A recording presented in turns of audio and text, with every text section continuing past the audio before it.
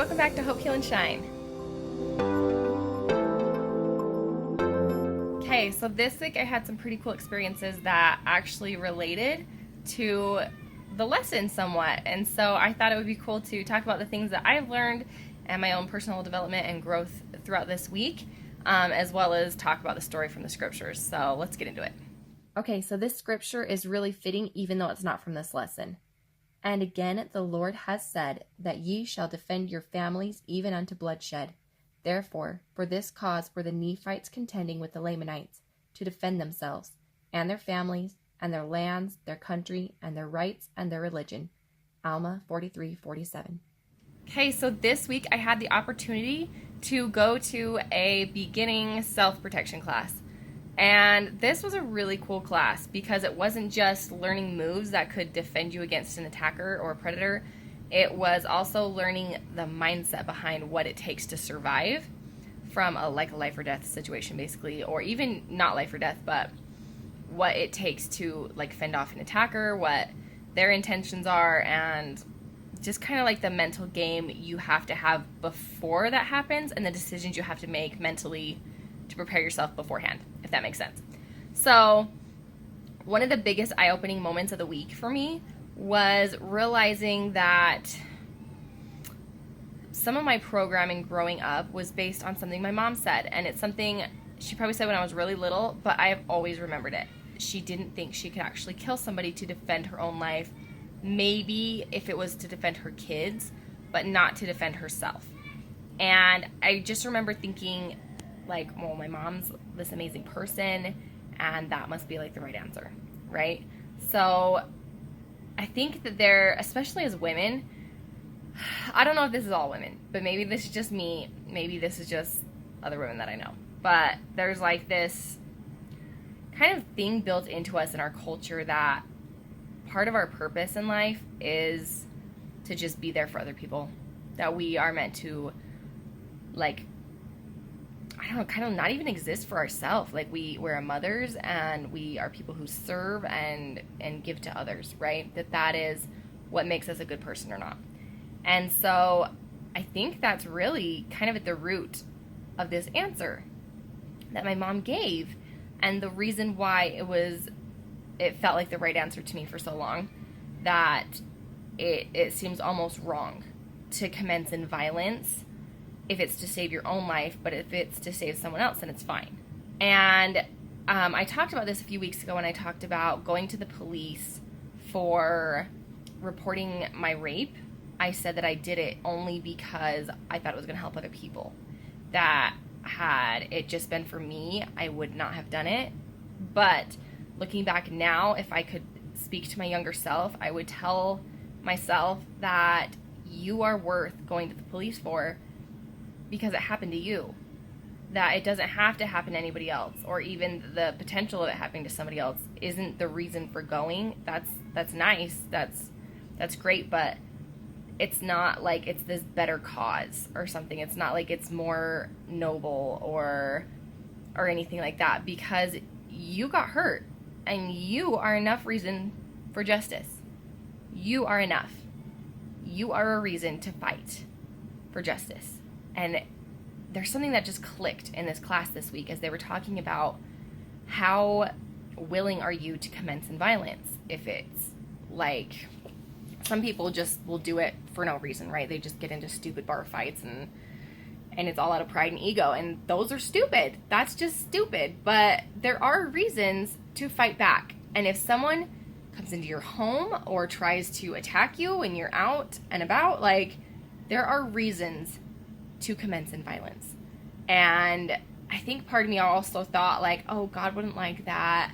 And so that's where I'm going to get into the scriptures in a minute with this week's lesson. But first I'm going to talk a little bit about my shift in mindset. And it happened in that class when he talked about that. And I realized this all kind of came rooted from the same spot. It came from what my mom had said growing up, and just the whole idea that my only purpose or my only reason in life is to be a mom or to serve other people. I know Rachel Hollis talks about this. If you guys follow her, she's pretty awesome. But she talks about how women are kind of taught that to be a good woman, you have to be good for other people. but that's not true. And that we need to kind of like break that mentality for ourselves, that it's amazing to serve and love other people. And that's also talked about in this week's scripture, so we can get into that a little bit too. But that you can do things to help yourself, and you need to. You need, like the analogy in the airplane, you need to put on your oxygen mask first before you can give it to other people. You have to be willing to do some things for yourself. And defending yourself, even if it comes to violence, this is what I learned this week, guys, that is honorable and good. And ironically, it kind of took the thought of, okay, so in my mom's scenario of I couldn't defend myself, but I could defend my kids, what would my life have been like if someone would have attacked my mom and she couldn't have fought back because she didn't feel like it was worth defending her own life? What would that have looked like for my life? That as a child, you need your parent. And so defending yourself is also for those people. And that's kind of the first instance that it clicked. And then I realized after that, even if I didn't have children, would my life be worth fighting for? Yeah, it would be.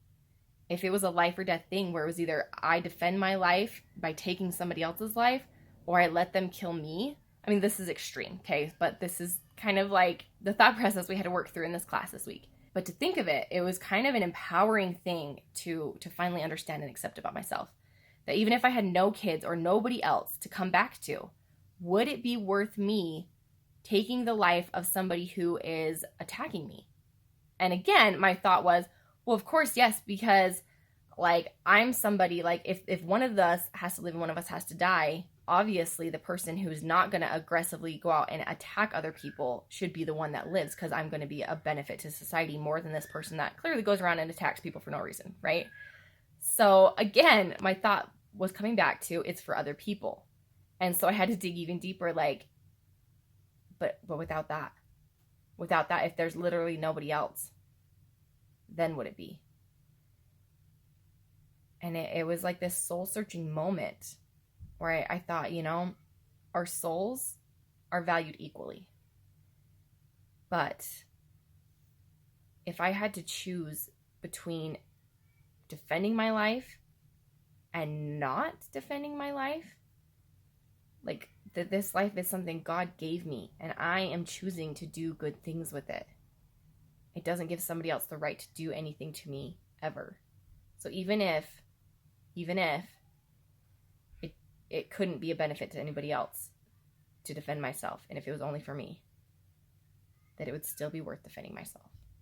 And that was like this really empowering moment that I got to this week. And I think it was like this mental switch where I still feel like I have a long way to go in self-defense, right? It was like a 3-day course, so it's not like I'm claiming to be this expert or anything, but it was this shift for me.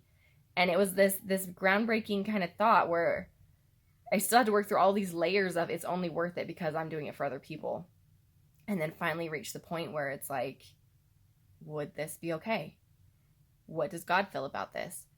And it's hard because I think sometimes we think of, oh, well, Jesus let people kill him, so is that the right course of action? Are there other examples in the scriptures? Why did Jesus let people kill him? I think that really is the answer to that story. And yeah, there's evidence that would back up the train of thought that I reached the conclusion of this week. And coincidentally, it's this week's scripture that we're going to talk about. So we'll get into that now. This week's story of the scriptures, we are with Ammon, who is one of the sons of Mosiah, who are buddies of Alma the younger, right? We talked about him a few weeks ago. So the sons of Mosiah go to these cities to be missionaries, and Ammon comes to this city and he's locked up because he's an enemy and tells the king he just wants to live in their city, and that makes the king happy. And so Ammon says that he will be one of his servants, and he is assigned to watch the king's sheep. And while they're there, these men come in to scatter the sheep, and the other guards are terrified because the last time the king's sheep were scattered, the king killed all of the servants who lost his sheep. So, but Ammon looks at this as an opportunity that he can teach them the gospel. So he stops the men who are scattering the sheep, and when they come to hurt him, he like cuts the arms off of everybody who like raises a club against him, and he has the power of God, and they can't hurt him. And then even later in the story, somebody tries to kill him, and they just fall dead because he has the power of God. So it's a pretty cool story about like service. He is able to teach these people about Jesus because he just went there with pure intent. He went to just serve. And the king asked him, he said, how is it that you were able to do this? And he said, I need to know. And all Ammon said was basically like, have an open mind. And the king said, yeah, like I saw you just do this miraculous thing, and so I will believe you. And he said it was by the power of God. And so he gets to teach him about Jesus, and then it becomes this cool missionary opportunity. And so, we learned about service, but I looked at this as I was studying this lesson this week of all weeks that I am taking this class where our instructor is, trying to help prepare us for mentally making the decision that we could be able to hurt somebody else to keep peace. And so it's this idea of fighting to maintain peace. Looking in this scenario, this story of Ammon, he's able to bring so much good to this whole kingdom, right? Because he first commences in violence, but it's because he is in defense of not just, the sheep, but of himself and of the lives of his fellow servants. And he is in defense of peace. So that's one of the concepts we talked about, is that you engage in violence against people who are there to disrupt peace, and you only engage to the point of maintaining peace, right? You don't go out and then create chaos yourself through more violence, but you only engage to the point of restoring peace. So that is what Ammon does here. And he uses violence against people who are trying to cause trouble and to cause harm. And he defends himself. And that's kind of like this cool thing that I came to in my mind, and I thought it was very applicable to share on the channel. Just as people, whether you are a survivor of sexual assault or you're going through other struggles in your life or whatever, that it is righteous to fight for peace, okay? Whether that is fighting for the peace of healing in your life, which means you have to battle those personal demons and overcome lies that you maybe told yourself for years, whether it's fighting for that kind of internal peace, or whether it's literally like fighting to the death and engaging in violence to restore peace. Because as nice as it would be to have a perfect world where you could walk down the street and not have to worry about someone attacking you, we don't live in that world, okay? Not till Jesus comes, right? Like, we don't have that world. And so we have to be realistic in that there might be times in our life where we have to defend ourselves, not just because it's good for somebody else or it will help somebody else, but because we are of value and we are worth defending. And I think that this story is just one of the many examples you can find in scriptures that backs that up, that says, yes, your life is worth defending. And, you don't go fight for something stupid because somebody called you a name, even if it's a terrible name. Okay, don't go fight for pride or vanity or because someone disrespected you. Like, if someone is touching you and breaking boundaries, if someone is disrespecting you to the point that it is going to be like physically dangerous or harmful, they're not listening to what you're saying, then yeah, engage and defend yourself. Again, this may not be something that sits well with everybody, and I totally get that, because again, this was a struggle for me for years.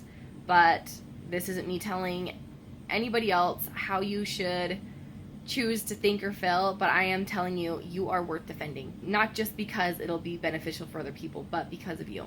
Because you are worth defending. You're worth it. You are of value. Your life is of value. I feel like getting to the point where you would actually physically and emotionally be able to like take somebody's life, that's a whole different journey. But getting to the mental game of yes, this makes sense. This makes sense, not just because I'm defending somebody else, but because my life is worth it. that was a cool breakthrough for me this week. So, side note, with all of this self-protection stuff, please don't misunderstand me and think that I'm coming from a place of victim shaming. I know that talking about protecting yourself and fighting back, or what you should or shouldn't do in a given situation, I know that that often comes across as victim shaming. Please do not misunderstand me, because I would never, ever engage in victim shaming. I have been the recipient of victim shaming, and it's not okay. And I totally get that. So I understand that some of these things might feel triggering. That is not my intent. That is not at all my intent. So, please know that about me. I'm not one to for whatever reason blame the victim, because it's never, ever the victim's fault. Okay. There are things we can do to be smart and protect ourselves. Given that we live in a fallen world where people are just crappy people sometimes, we do need to be smart and know how to protect ourselves. But even if we make a mistake, or even if we do everything right, sometimes that doesn't ensure our safety. So please know that for whatever reason, if you have been victimized in any way in your life, please know that I know that that was not your fault. And I hope that you know that too. Okay? Even if someone leaves their car unlocked, I, as an honest person, would never go and steal stuff from them. So the common denominator in being victimized is never the victim making a choice, whether it's a good choice or a stupid choice or whatever, because we all make stupid choices sometimes. The common denominator here is always the perpetrator. It's always the crappy person, okay? Honest people don't go around harming other people for the sake of it. Bad people do that, okay? Crappy people do that. So understand that this video is not about victim shaming, and just I hope you guys know that about me after watching my channel for a little bit. But in case you're new or don't know that, just know that from here on out, please, never, ever, for whatever reason, is it the victim's fault. Okay, so there's two sides of the same coin, and I know sometimes it can seem so extreme, where people are like all the way to one side victim blaming, or all the way to the other side. Don't ever give people advice ever on how not to be victimized. The truth is, like, we do need to be self-aware and protect ourselves, and the truth is we also need to help other people understand how not to be crappy people. I think for the most part, people know that they're not doing something okay when they're out to harm other people. So it is harder to address that side of it, because those people obviously don't care. If they're willing to harm you, they don't care. So it's harder to address that side. For the most part, people who go out and hurt other people, they just don't care about other people. They only care about themselves. And even then, maybe they don't really like themselves either, but tangent. So anyway, I just needed to add that in real quick so that was super crystal clear.